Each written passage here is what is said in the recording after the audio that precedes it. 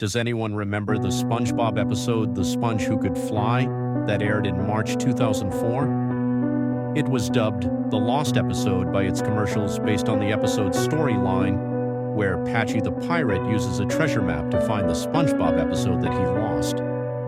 The night before the episode was aired, I was sick with the norovirus. I was vomiting almost every 5 minutes, and I was feeling too ill to fall asleep, so I stayed up and watched TV. Around 2:30 a.m., my stomach started to settle, so I planned to turn off the TV and try to fall asleep. But as I was reaching for my remote control, the opening for the SpongeBob TV show started playing. SpongeBob was my favorite show at that time, so I couldn't miss out on watching it. Although I thought it was kind of strange that they were showing SpongeBob in the middle of the night, but I didn't think much of it.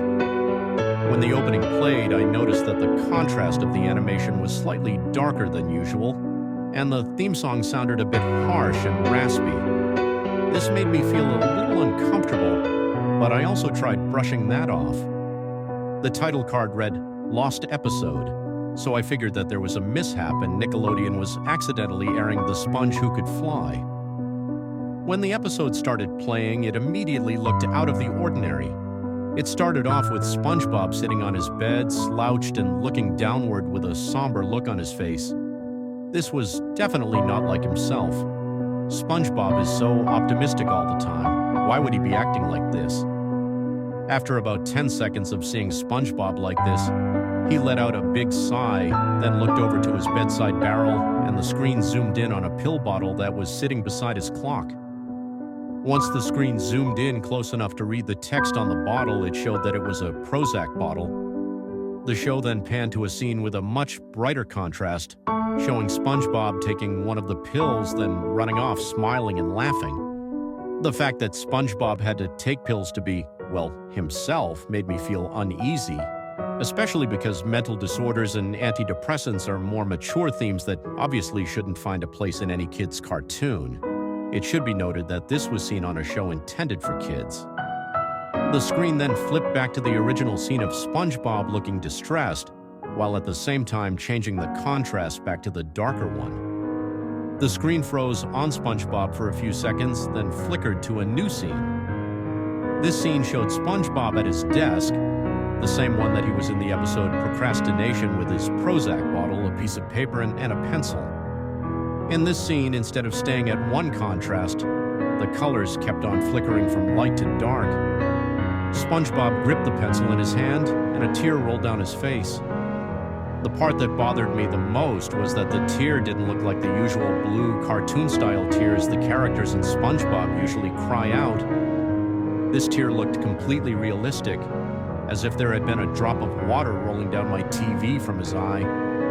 SpongeBob wiped the tear from his face with his sleeve and began to write on the paper, reading out loud what he was writing. "I can't take it anymore," he said. As soon as he got that sentence out, a faint noise started playing in the background.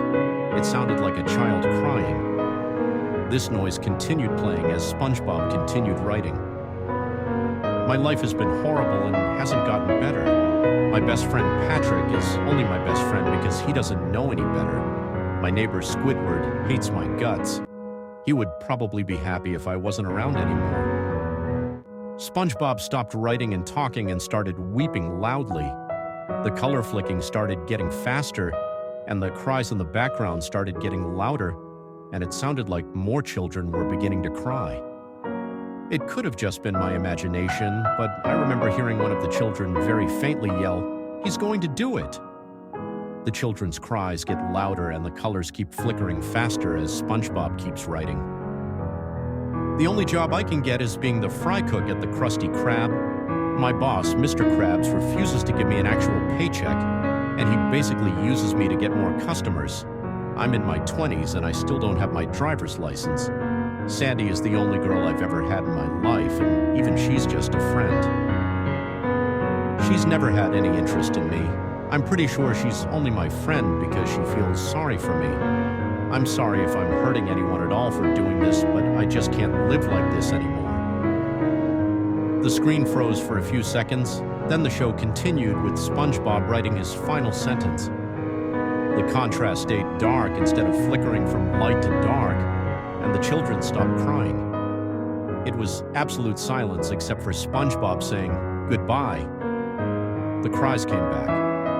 SpongeBob quickly stood up, twisted off the lid on the Prozac bottle, dipped his head back, let all the pills in the bottle fill into his mouth and swallowed them all whole. The screen twitched, and the animation was darker but still visible.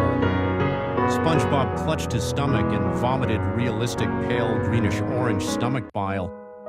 It was clear that his body was trying to cleanse itself from the overdose, but it was no use. SpongeBob collapsed onto the floor and lied there motionless until the screen turned to static. Needless to say, I was scared out of my mind, and sleep was out of the question. Recently, I've been looking for this episode all over the internet, but not even one website seems to have it. If you recognize this episode, please let me know.